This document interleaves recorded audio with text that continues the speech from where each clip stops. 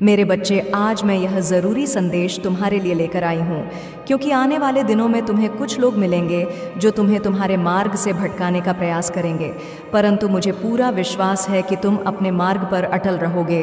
और आज मैं तुम्हें एक बहुत बड़ी बात बताने जा रही हूँ कि क्या तुम्हें पता है, तुम्हारी सकारात्मक ऊर्जा निरंतर बढ़ रही है। इसलिए मैं यह चाहती हूँ कि तुम अपनी ऊर्जा का प्रयोग सही और एक सही दिशा में करो। मेरे बच्चे, आने वाले दिनों में तुम्हारे जीवन में कुछ होने वाला है। अब तुम इस बात का बेसब्र से इंतज़ार कर रहे हो कि क्या होने वाला है। तो आने वाले दिनों में आजीविका के नए अवसर प्राप्त होंगे। मुझे झांत है, तुम्हारा सपना अभी पूरा नहीं हुआ है, परंतु जब तुम्हारा सपना तुम्हारे राह से बहुत निकट हो जाता है तब तुम्हें तकलीफ मिलती है। लेकिन तुम्हें इन तकलीफ से भागना नहीं है, क्योंकि जितनी बड़ी तुम्हारी तकलीफ हो उतनी ही बड़ी तुम्हारी कामयाबी होगी। मेरे बच्चे, क्या तुम पता है, जो तुम सोचते हो उन्हीं को पा लेते हो। इसीलिए आज मैं तुमसे कहना चाहती हूँ कि तुम्हें अब बड़ा सोचना है। तुम तो मेरी संतान हो, मुझसे ही उत्पन्न हुए हो। मुझे अपना एक बच्चा अति प्रिय है। तुम मेरी ही गोद पूर्ण रूप से सुरक्षित हो, इसीलिए तुम्हें किसी से भयभीत होने की आवश्यकता नहीं है। इसलिए निडर होकर अपने सफ़र में आगे बढ़ो। तुम सही दिशा में सही मार्ग पर चल रहे हो, क्योंकि मैं स्वयं तुम्हारा मार्गदर्शन कर रही हूँ। ऐसा कोई कदम नहीं जहाँ मैं तुम्हारा मार्गदर्शन नहीं करा रही हूँ। मेरा आशीर्वाद और मेरा प्रेम सदा तुम्हारे साथ ही है। मेरे बच्चे, जब तुम किसी बात को लेकर चिंतित में रहते हो, तब कोई अदृश्य पवित्र आत्मा तुम्हें विभिन्न प्रकार से संकेत देती है। तुम्हें बताती है कि तुम अपने जीवन में अकेले नहीं हो। कोई अदृश्य शक्ति है जो तुम्हारे समक्ष ही है। जब जब हवा का झोंका तुम्हें छू जाए, जब अचानक ही तुम्हें कुछ अंग दिखाई देने लगे, रंग बिरंगी तितलियां दिखाई देने लगे, बिना बादल के तुम्हारे शरीर पर बारिश की बूंद पड़ जाना, तब समझ लेना मैं तुम्हारे समक्ष हूँ, तुम्हारे बहुत करीब हूँ। क्या तुमने ऐसा अनुभव नहीं किया है मेरे बच्चे? ये बहुत बड़ा संकेत कि मैं तुम्हारे समक्ष ही हूँ और तुम्हारे साथ जुड़ी हुई हूँ। और मैं जानती हूँ कि तुम्हारा हृदय अत्यंत कोमल है, इसलिए तो तुम सभी भावनाओं को हृदय से महसूस कर पाते हो। तुम बहुत ही भावुक हो, इसलिए तुम्हें निराश नहीं होना चाहिए। इसके लिए तुम्हें बहुत ही प्रसन्न होना है कि तुम्हारा हृदय इतना पवित्र है। तुम्हारा हर एक आंसू मेरे लिए बेहद कीमती है। मेरे लिए तुम अनमोल विभूति के समान हो। अपने आप को कम कभी मत समझना। अपने आंखों से एक आंसू निकालने से पहले 10 बार ज़रूर सोचना कि तुम मेरे लिए क्या हो। अपने आंसुओं को यूं ही किसी पर व्यय न करो, क्योंकि इसका मूल्य तो तुम स्वयं नहीं जानते हो। मेरे बच्चे, आज तुम्हें अपने भीतर एक पवित्र ऊर्जा का आभास होगा। आज जब तुम ध्यान या प्रार्थना में बैठोगे तो तुम्हें मेरे आसपास होने का एहसास होगा। पवित्र ऊर्जा का स्तर तुम्हारे भीतर बढ़ेगा। शुद्ध वातावरण होगा जो तुम्हें मनमोहक लगेगी। आज शीतल वायु तुम्हें स्पष्ट करें तो समझ जाना कि मेरा गमन हो चुका है। आज मुझसे एक वादा करो, तुम ऐसे ही सदा मुझसे प्रेम करते रहोगे। तुम्हारे जीवन में चमत्कार होने वाला है। इस बात का ध्यान रखो कि चमत्कार एक दिन में या एक रात में नहीं होता या कुछ समय में नहीं होता। उसके लिए काफ़ी वर्षों की तपस्या होती है, तब जाकर एक चमत्कार तुम्हारे जीवन में प्रवेश कर रहा। क्योंकि तुम्हारे सभी ऐसे कार्य जो कि मुझे बाध्य करती है, तुम्हारे जीवन में किसी अद्भुत शक्ति का आभास होता है। तुमने काफ़ी वर्षों से कुछ कार्य पहले से ही किए हुए हैं, जिससे तुम्हारी एक शक्ति आकर्षित हो चुकी है। अब एक छोटा सा कार्य उसे तुम करो। इस तरह समझो कि तुम्हारे शरीर के लिए केवल हाथ कार्य करें। उसी तरह तुम्हारे जीवन को अच्छा प्रभावित करने के लिए तुम्हारे हाथ ही जिम्मेदार होते हैं। जैसा कर्ण करते हैं वैसा ही तुम्हारे जीवन को बना देते हैं। हाथों की रेखाओं में माँ लक्ष्मी छुपी होती है और हाथों की रेखाओं में दुर्भाग्य भी छुपा होता है। यह तुम पर निर्भर करता है कि तुम्हें क्या करना है। इस बात को समझना हर किसी के लिए संभव नहीं कि जिस प्रकार शुद्ध नहीं होती, उसी प्रकार किसी हृदय स्वच्छ नहीं होता। और जिसका हृदय साफ होता है, मैं उसके हृदय में वास करती हूँ। जिस प्रकार तुम केवल मंदिर में बैठकर मुझे स्मरण कर सकते हो, उसी प्रकार तुम अपने घर को मंदिर के समान बना दो, तभी परमात्मा का तुम्हारे घर में वास होगा। जिस प्रकार पूर्ण होने पर आखिरी में आरती करने के पश्चात ही पूजा संपूर्ण मानी जाती है, उसी प्रकार तुम्हारे सभी की गई अच्छे कार्यों के पश्चात, छोटा सा आखिरी का काम करने के पश्चात तुम सभी कार्य पूर्ण हो जाएंगे। उसके लिए संध्या काल में या प्रातः काल में भी कर सकते हो।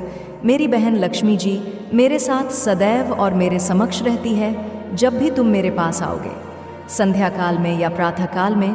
तभी तुम थोड़ा सा सिंदूर लेकर पहले मेरी बहन लक्ष्मी के चरणों में अर्पित करते हुए एक 21 बार बोल, हे माँ लक्ष्मी मुझ पर कृपा कीजिए, और माता लक्ष्मी को सिंदूर चढ़ा देना। और जब तुम मुझे सिंदूर चढ़ाओ तब भी तुम्हें 21 बार बोलना है, हे माँ लक्ष्मी मुझ पर कृपा कीजिए। बोलते हुए सिंदूर को चढ़ाना। तुम जैसे ही इतना करोगे तुम्हारी शक्ति बहुत ज़्यादा प्रबल हो जाएगी। मेरे बच्चे, तुम्हारे जीवन में मुसी को झेलना और उनका सामना न करके उनसे डर कर पीछे भागना भी एक बहुत बड़ी गलती होती है। हमेशा हिम्मत से डटकर उनका सामना करना चाहिए। नफ़रत को हमेशा नफ़रत से नहीं, प्रेम से जीता जा सकता है।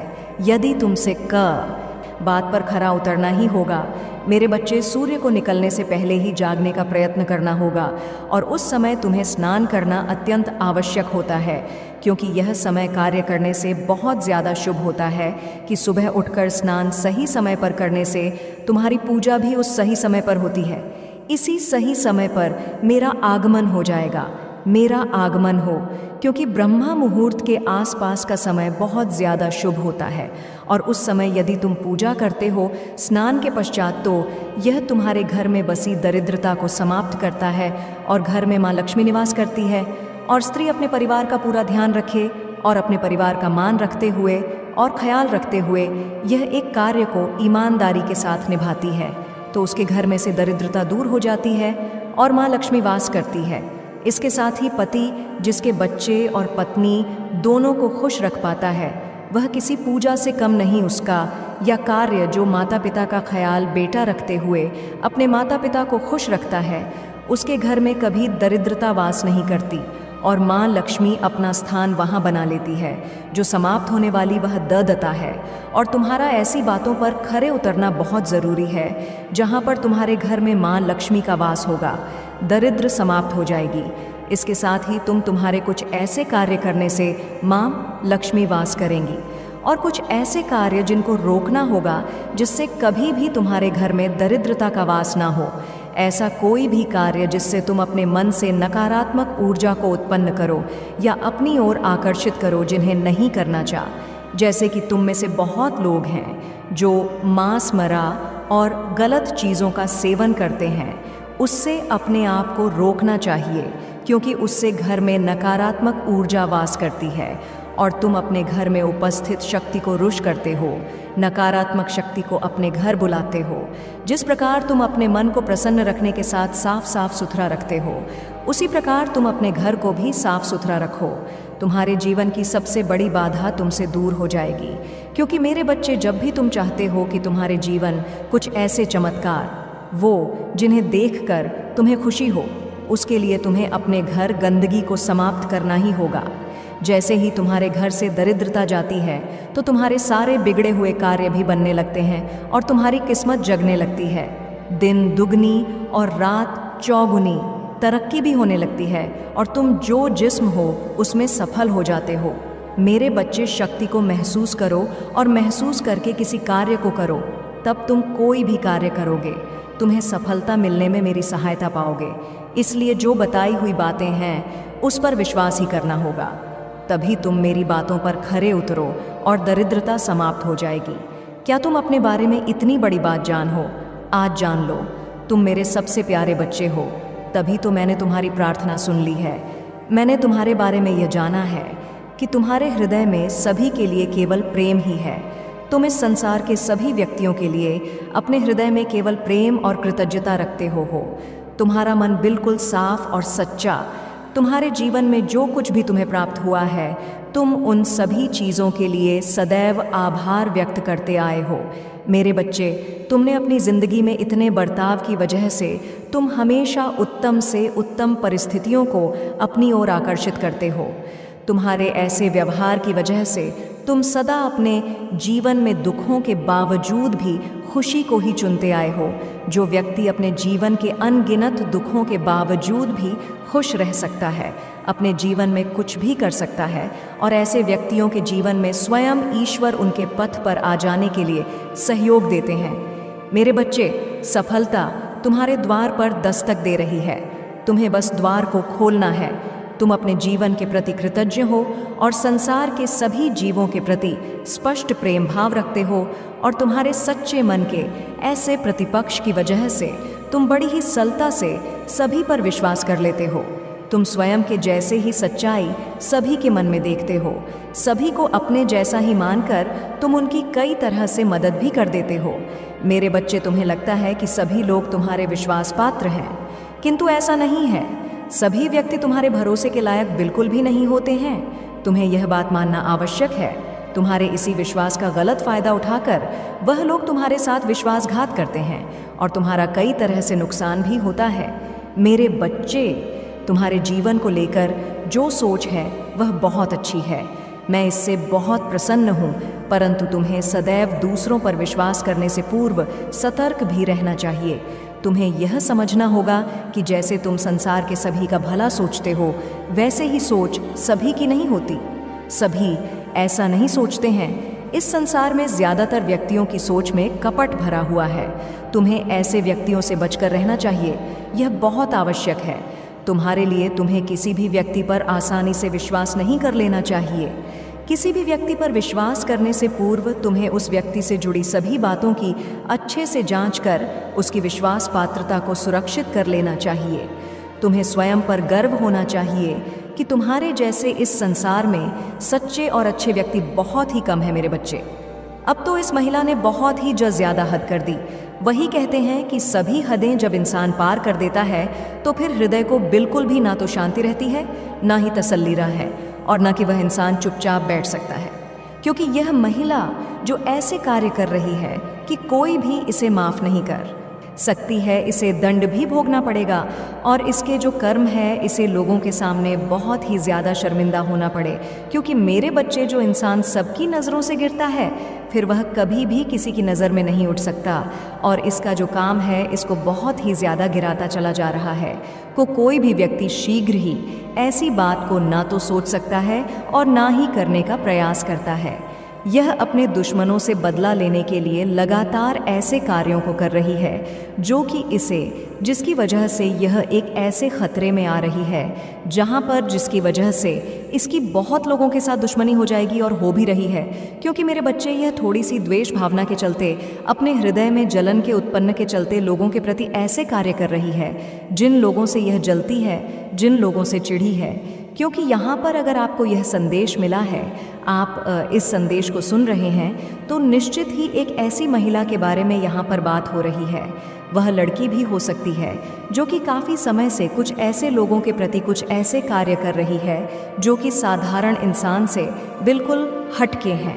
तो अगर यह शक्तिशाली संदेश आप सुन रहे हैं तो बहुत ही ज़्यादा ध्यान से सुने और समझे, क्योंकि इस देश में आपके लिए कुछ ऐसी बातें बताई जाएंगी जो कि हो सकता है कि आपके जीवन में भी ऐसा हो रहा हो, जिसे आप सुनेंगे तो निश्चित ही आश्चर्य में पड़ जाएंगे। क्योंकि कोई भी स्त्री या कोई भी लड़की इन कार्यों को नहीं करती है जिन कार्यों को यह कर रही है। क्योंकि यहाँ पर एक ऐसी महिला के बारे में बात हो रही है जो काफ़ी समय से कुछ ऐसी तांत्रिक क्रियाओं को सीख रही है, कुछ ऐसे तांत्रिकों के पास जाकर के कुछ ऐसे झान फूंक वाला काम सीख रही है जो कि किसी भी इंसान के हित में नहीं होता है। उससे केवल व्यक्ति को नुकसान होता है, और इसका सोचना केवल यह है कि चाहे मुझे कुछ भी करना पड़े लेकिन मैं अपना बदला लूँगी। क्योंकि यह औरत इस वजह से इस कार्य को कर रही है क्योंकि काफ़ी समय से इस महिला के मन में एक ऐसी आग जल रही है, यानी इसके मन में जलन की आग जल रही है, और बार बार इसके मन में एक बात ऐसी खटकती है जिससे कि यह निकाल नहीं पा रही है। जब भी यह उस बात को अपने मन से निकालने की कोशिश कर है, तब भी बात घूम करके इसके मन के अंदर आ जाती है, और फिर यह और भी ज़्यादा परेशान होने लग जाती है, और भी ज़्यादा यह छटपटा नहीं लगती है। इसे ऐसा लगता है कि मैं किस तरह से उस इंसान से बदला लूं, और इसी जलन की वजह से यह बार बार उस कार्य को लगातार करके लिए प्रयास कर रही है, लेकिन उस व्यक्ति को कोई नुकसान नहीं पहुंचा पा रही। क्योंकि मेरे बच्चे, यह तांत्रिक क्रियाएं सीख तो रही हैं, लेकिन जिस व्यक्ति से यह टकरा रही है उसके पास खुद ही इतनी शक्तिशाली शक्तियां हैं जो कि आज ही इस संदेश में बताई जाएंगी, उसके इर्द गिर्द है। इसलिए जब भी यह कुछ करती है उस व्यक्ति से टकरा करके वह वापस आ जाती है, यानी उसका कुछ बिगाड़ नहीं पाती। यह जब भी चाहती है कुछ भी करना, उसके विपरीत ही कार्य हो जाता है। अर्थात जब भी यह उसे कुछ ऐसे झाड़ फूक वाली किसी चीज़ को खिलाना चाहती है, वह इंसान खाता नहीं है। जब भैया उसके ऊपर कुछ डालना चाहती है तो वह व्यक्ति वहाँ से चला जाता है। अर्थात कुछ देना चाहती है, वह व्यक्ति लेता नहीं है। कुछ खिलाना चाहती है, वह खाता नहीं है। किसी भी तरीके से इसका वार पूरा नहीं हो पा रहा है, वह खाली चला जा रहा है और इस वजह से यह और भी ज़्यादा तिलमिला रही है, और भी ज़्यादा परेशान हो रही है, और भी ज़्यादा इसके मन में यहाँ पर जलन की वजह से द्वेष भावना बढ़ती जा रही है, लगातार बढ़ रही है, लगातार ये बहुत ज़्यादा परेशान हो रही है। लेकिन मेरे बच्चे, यहाँ पर बताया जा रहा है कि अभी भी उस व्यक्ति के लिए यह बहुत ही ज़्यादा साधारण है, क्योंकि उस व्यक्ति के पास स्वयं ईश्वर की दी हुई कुछ ऐसी शक्तियाँ हैं जो कि उसने स्वयं अर्जित की। क्योंकि जहाँ पर कोई तांत्रिक क्रियाएं करता है, वहाँ पर कोई ईश्वर की पूजा भी करता है। जहाँ पर यह तांत्रिक क्रियाएं इतनी शक्तिशाली होती हैं, लेकिन वहीं पर ईश्वर की शक्तियाँ भी इतनी शक्तिशाली होती हैं कि कोई भी गलत शक्ति उसका कुछ नहीं बिगाड़ सकती। यहाँ पर साफ साफ दिखाया जा रहा है कि वह व्यक्ति अपने मन में बार बार, अर्थात यह औरत बार बार लोगों से इस तरह की बात पूछ रही है कि जब भी रात होती है तब भी यह कुछ लोग हैं जो इसके तांत्रिक क्रियाओं को जानते हैं, कुछ ऐसे तंत्र मंत्र को जानते हैं, उनके द्वारा यह पता करने की कोशिश कर रही है कि जब भी मैं उसको नुकसान पहुंचाना चाहती हूँ, जब भी मैं वार करना चाहती हूँ, तब भी वह वार खाली जा जाता है। उस पर उसका कोई असर क्यों नहीं होता?